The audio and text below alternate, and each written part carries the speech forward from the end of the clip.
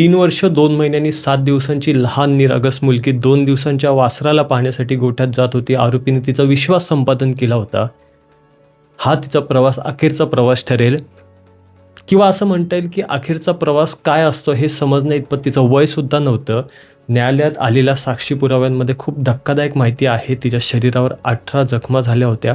तिच्या तोंडात 21 सेंटीमीटरपर्यंत डीप तिची लेजिन्स कोंबली गेली होती. त्याच्यावर 2 ब्लड स्टेन, 3 सिमेंट स्टेन आणि 3 सलायवा स्टेन्स होते आरोपीचे.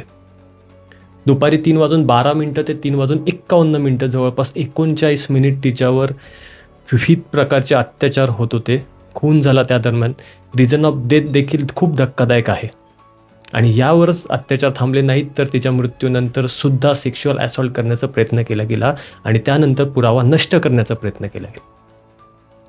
जेव्हा समाज माध्यमं, सरकार आणि न्यायव्यवस्था ठरवतं तेव्हा खूप काही गोष्टी होऊ शकतात. पोलिसांनी 16 दिवसांच्या आत चार्जशीट दाखल केले 1200 पानांची. त्यामध्ये अगदी रात्री 2 वाजता 3 वाजता सुद्धा पंचनामे झालेत,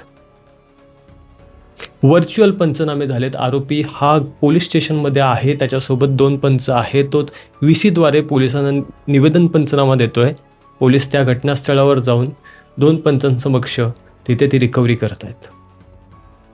कोर्टात चार्जशीट आल्यानंतर, प्रकरण दाखल झाल्यानंतर 16 दिवसात 55 विटनेसेस तपासले गेले. 22 दिवसात संपूर्ण प्रकरण पूर्ण झालं. 385 एक्झिबिट्स आहेत. घटनेपासून 2 महिन्यांच्या आत आरोपीला फाशीची शिक्षा दिली गेली. आता हे संपूर्ण जजमेंट 148 पानांचं आहे. याचं स्ट्रक्चर समजून घेणं आपल्याला महत्त्वाचं आहे.